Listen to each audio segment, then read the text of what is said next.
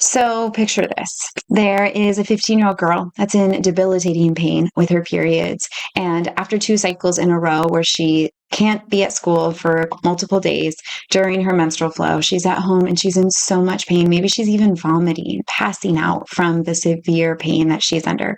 Mom makes an appointment with the doctor, takes her in, and the doctor looks at her, does all of her vital checks, and says, "Gosh, I'm so sorry you're going through this. I've got the solution for you."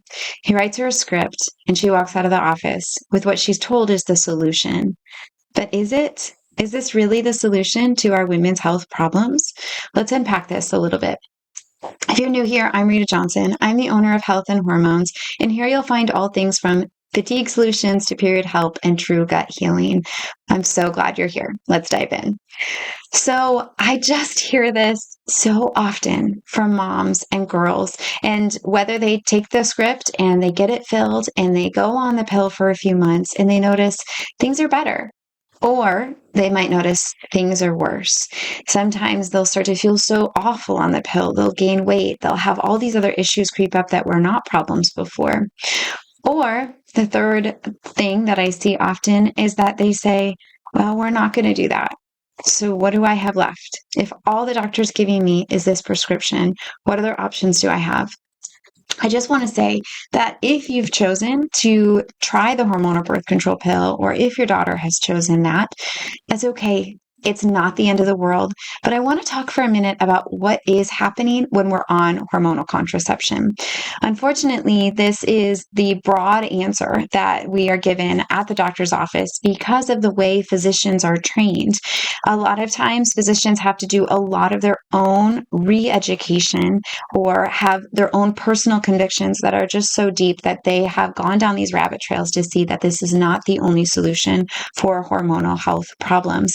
However, it isn't until recently that they've really started doing research studies on women's hormonal health.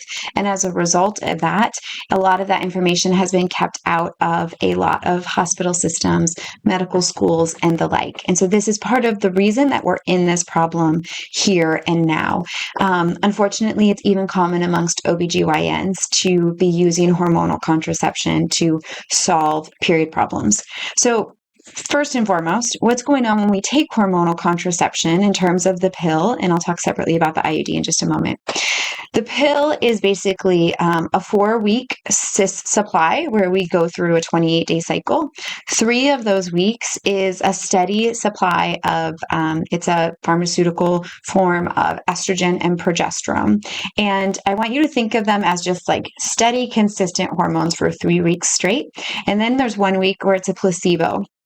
And the placebo pill, because the hormones are being withdrawn, we will see some type of flow. It's not actually your period. It's very important that you know this. It does not then regulate our cycles because the placebo is just from that constant stream of hormones being dropped and withdrawn is why we're having a bleeding episode. But it's very different than your menstrual flow. Alternatively, something like the IUD, which is also being used more and more, has not been well studied on women that have not had children. The IUD tends to be more popular because they say it's a low hormonal option.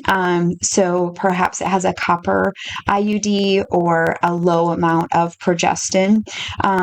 But either way, IUDs have a different set of problems. So they work by causing inflammation in the uterine lining. So that if you did conceive, that uterine lining would be rough and irritated so that baby could not implant in that uterine wall. Obviously, there's other problems with IUDs. Things like metals can be present in them in high amounts, particularly copper, which you won't be surprised. And that can cause things like copper toxicity, which is not something to mess around with. So what else are we to do? If you go to the doctor, your daughter's having issues, you're only given this option. I want you first and foremost to know that there are physicians that are not going to recommend hormonal birth control. And a really great way to find some of those would be looking at something like FEM Health, FEMM, or NAPRO, a NAPRO trained doctor. Or you can look for someone that's trained in restorative reproductive medicine. They are doing more in terms of what can we do to support the cycle, because ultimately that hormonal birth control pill is just covering up what the body is telling us is the actual problem. So it could be things like inflammation. It could be something like blood sugar dysregulation, nutrient deficiencies, cortisol or gut issues. There could be issues with estrogen metabolism, which is feeding back to the gut problems.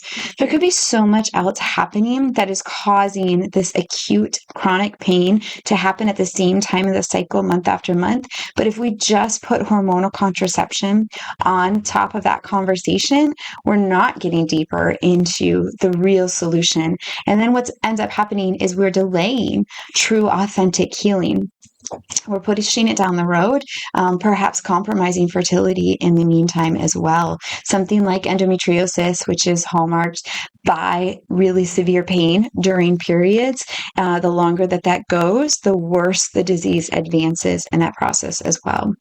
So if you are fed up and ready for an advocate that's going to help you find those root causes, then I invite you to take a look at, those NAPRO FEM options, or schedule a free discovery call with me, especially with young girls. A lot of times there's a lot we can do in just a 15-minute free discovery call.